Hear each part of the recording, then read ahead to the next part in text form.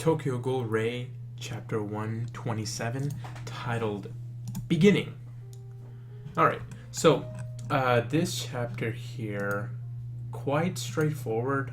Just a couple of little things going on, but hopefully I can remember what to touch base on, because I didn't write any notes. I'm doing this all in one take, like always.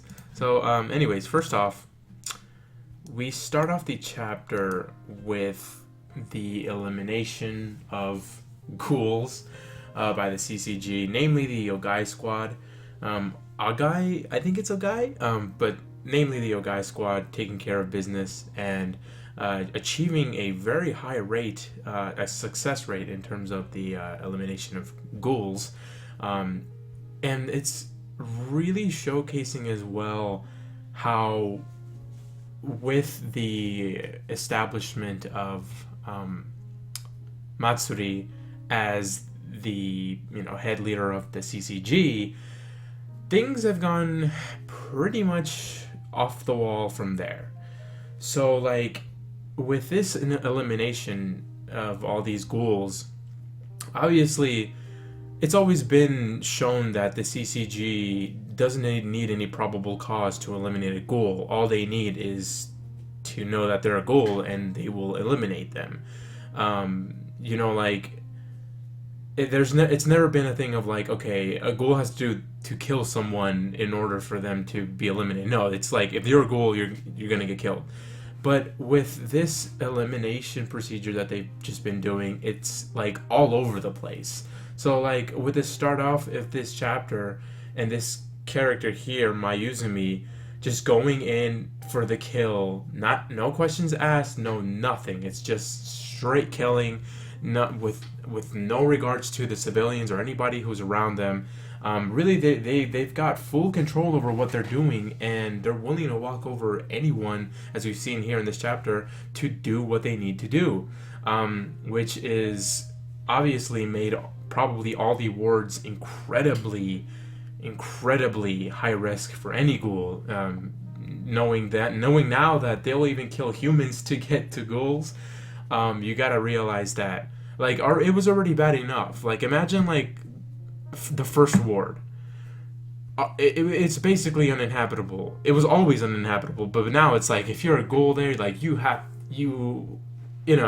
the irony is, we've got ghouls in the CCG. I mean, granted, some of them are half ghouls and whatnot, but still, there is this just sense of irony in it, and I think that it's funny, someone like Matsuri does realize that, and I think that's why he takes things as a, it's another aspect as to why he takes things as a joke. But think about where we are now, where there's literally half ghouls killing ghouls. I mean, you can just technically call them ghouls at a certain extent because of their antics and whatnot. I mean, what's separating a bad ghoul from a bad half ghoul if they're acting the same, or a bad human, or people that are doing bad things? It's really just all in one. So it's like a cruel joke, but that's just the way it is, and we'll see how it resolves later on. But anyways, yeah, so we continue on from there. We see Mitsuki going insane as always. Mitsuki, every time I see Mitsuki, I just feel worse and worse, because knowing everything that he's been through and his mental state at the moment, this is just paradise for him, because obviously he gets a very deep satisfaction from killing, since it's really the only alternative that he has with regards to just maintaining any kind of sanity. So having the ability to do that on a daily basis to numerous people legally, like, you gotta think about that. Legally, he is capable of doing that with no repercussions, besides possibly getting killed, but that's not going to happen, obviously, or anytime soon at least. So it's just crazy to think about, because knowing Mitsuki's mental state and knowing what he's going through. Most people know what he's going through mentally, and knowing that he's mentally unstable, they still let him proceed. And not only shows the corruption in CCG, but just how broken Mitsuki is mentally. Just keep on going in this and keep on killing and not really even caring about who you're killing and whatnot. It's just making it worse. There's really no turning back from a certain point, and I think that we've already reached that with Mitsuki, or we're like right there. I personally think we've already reached that, but then again, things can always change. Anyways, yeah, like I said, obviously an 88% rate. That's insane. Like, almost wiping out the entire ward of ghouls, because they're trying to get it to 100. So, but obviously there's a cost, because they're killing humans as well. They're killing anyone who stands in the way, even if it's unintentional.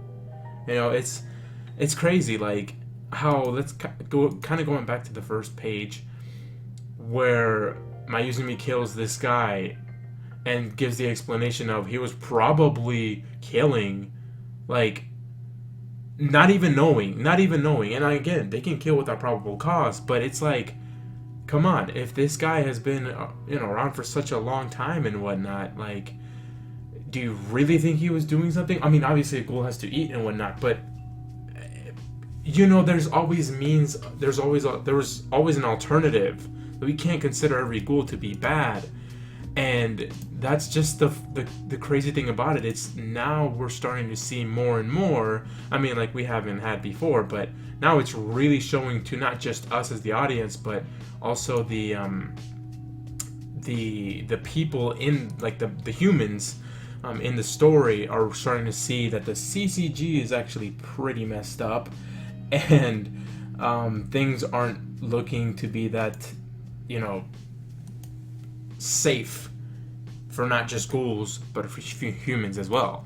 So, crazy stuff. And then, Matsuri having his, complete satisfaction from this ghoul annihilation thing going on is just, fuels the hate for him more, but he'll have his time eventually. I always think of what's his true goal? Like, what does he want? And when I was thinking about that today, specifically with him, did I call him Matsuri? His name is Matsuri. It's Furuta. Oh my god. Anyways, with Furuta, like, when I was thinking about it today, in terms of his insanity and what's his end goal, it reminded me that the clowns are still alive, and that they're still active, but what are they doing? Like, what is their goal? Because obviously Furuta was a member of or sort of kind of is a member of the clowns, but not anymore. It's like a gray area with him. But so with Furuta having his own goal, are the clowns just seemingly just bystanders of this? Is that really all they want to see? They just want to see the world crumble? Like, I get that if that is their goal, then I would understand. Then it makes sense, considering everything that they've done. Doesn't seem to necessarily attain to one side or another. It's just kind of been, we're gonna do this, and we're just gonna watch and see what happens. But at the end of the day, it's like, I feel like with Donato and Uta, like they have to have some kind of something, like a here's what I want, and not just like, oh, let's just sit back, relax and just see everything crumble. Because I feel like that's so pointless. Yeah, it doesn't seem to. I mean, at least in my perspective, wouldn't see why it would make any character feel complete. But then again, someone who's insane, I guess, wouldn't mind. But anyways, who knows? And then, oh yeah, so I did want to touch upon this a little bit here before I go to Ku. or Ko, whatever his name is. So we see Yui here, and I want to touch upon him just a little bit, because think about what he has been through so far, especially like with what we saw last chapter. He's really got me worried, and I hope from what I perceive to be the future events of his storyline, I hope that what I believe that happens, but I'm not sure. Because think about it. Okay, so Yui lost everyone. Like, he lost everyone that was close to him.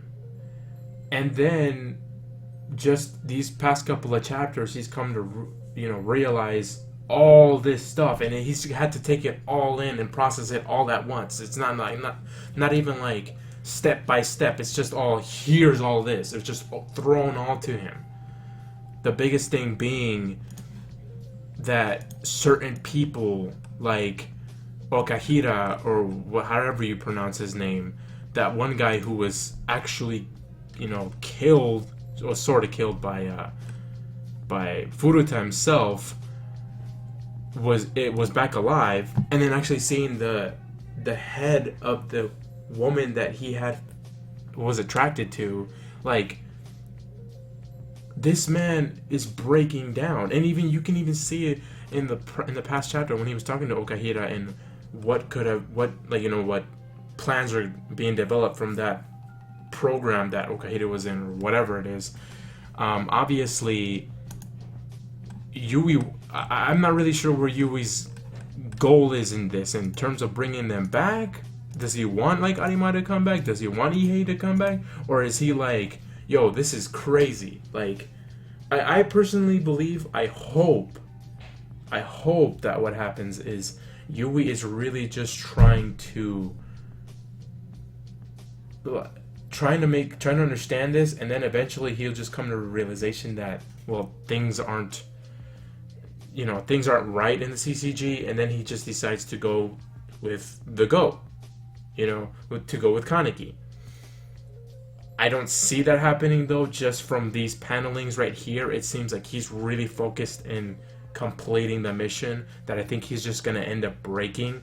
But honestly, I just wanted to talk about him just for a little bit, just because I never really thought he was going to be that big of a character, and he still not necessarily is, but considering the fact that he's still one of the humans in the CCG, not also, like Suzy and all them, Suzuya and who else? I can't think of anybody else, but considering that he's one of the few humans actually left in the CCG, and he probably already knows it at this point, like, there's really only one way you go about this. You either join the GO, or you just go insane. Because it seems like everyone in the CCG is insane. Furuta's insane. What's her name? Come on. The one girl, the one who loves Kaneki. I can't remember her name. Mitsuki. There we go. Mitsuki's insane. You see, I'm telling you, this is all one take. Mitsuki's insane. And there's plenty others in the CCG that are batshit crazy. Like, let's just put it bluntly. And I hope that doesn't happen as well to Yui, because I have come to really like his character, as time has progressed. But we'll see what happens. I don't really know. And then moving on from that, we get this character Ku, who basically follows the entire chapter leading up to the events of us seeing Kaneki at the end of the chapter. And here's the thing.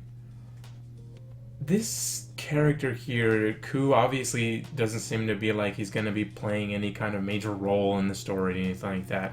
But I have my suspicions. I have my doubts too. The reason being that, first off, if you look at that panel right there where he has both of his eyes, he's obviously a ghoul. But that doesn't dismiss the fact that he could still be a spy. I mean, it's not like we've seen ghouls work with humans before, and vice versa. We've seen Obviously, B was working with CCG, and B are straight up ghouls. Like, you know, come on. So, considering that, and it's just this character popping up out of nowhere, and I kind of understand why he was in this, because he kind of just played the role of us as the audience in terms of just seeing what's going on and getting an explanation. I understand that, but that's not something Ishida does often. He almost rarely does that, where he just brings in a random character so that he could continue on with exposition. I can't think of any occurrences on the top of my head, but he almost rarely does that. So usually, if he brings in a random character, they actually play some role in the future or at that moment. So I have a bad feeling about Ku. I mean, I don't think the guy's Eto strong or anything like that, or a major character in the long run. But what I'm saying is, like, I don't think he's just a regular ghoul that was running away from the CCG. But I'll touch upon that a little bit later. Let's move on. So Naki. So Naki comes in, saves the day, saves this kid, and then they go to the 24th ward, which is actually where they're residing. And I just wanted to touch up on the 24th ward real quick. It's crazy to see where the story has progressed from chapter 1, because remember, it was said that the 24th ward, I think Tokyo was the one that said it. It was said that the 24th ward in Tokyo Ghoul was the worst ward. The 24th ward technically doesn't even exist.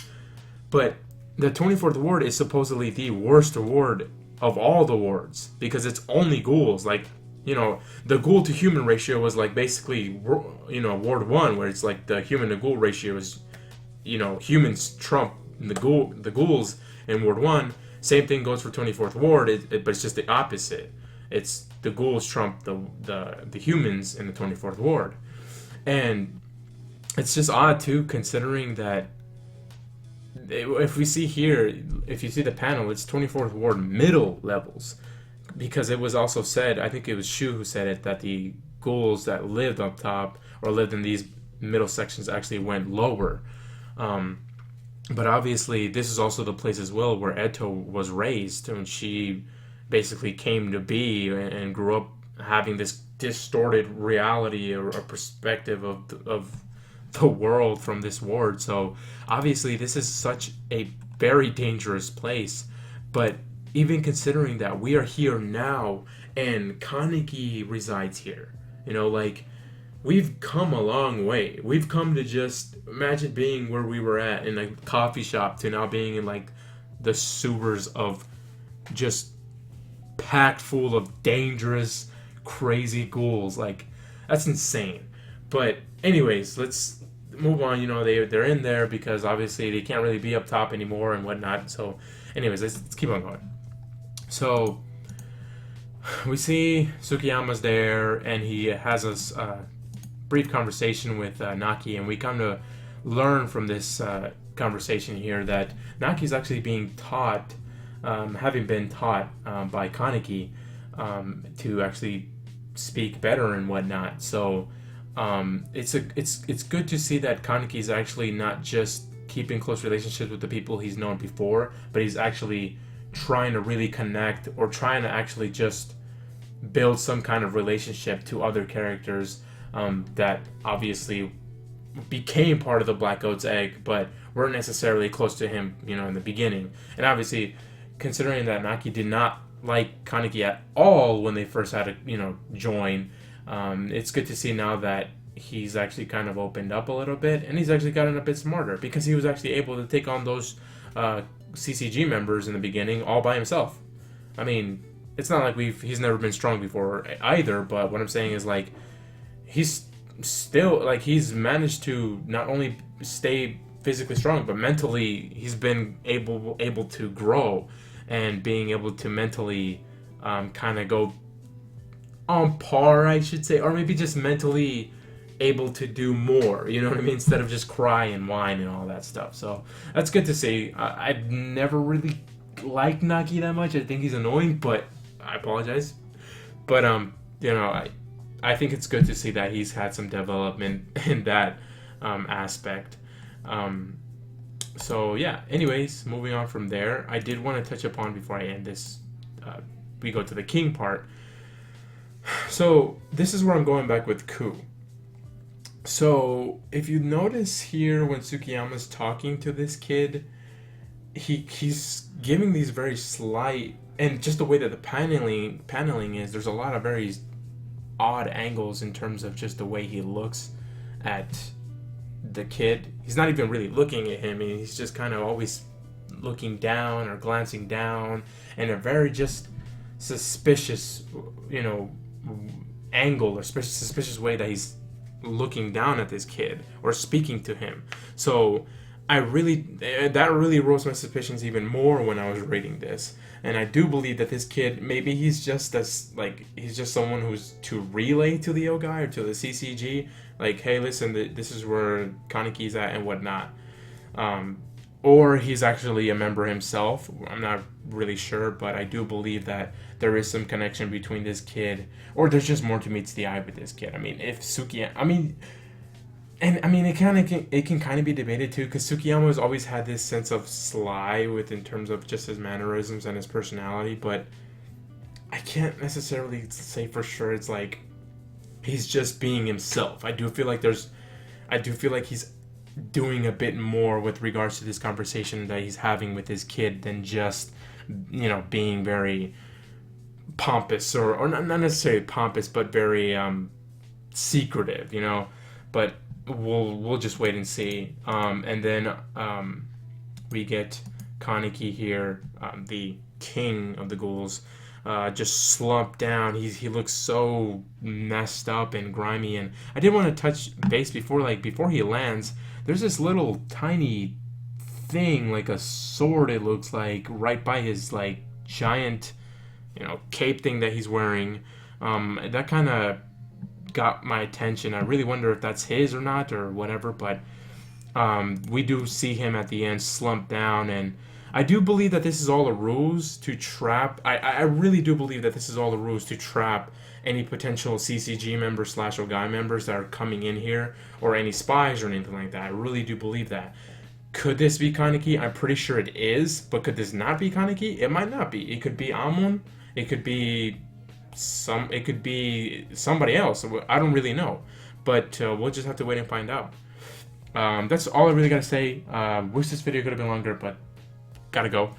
So yeah, I'll see you guys next week. 128. Peace.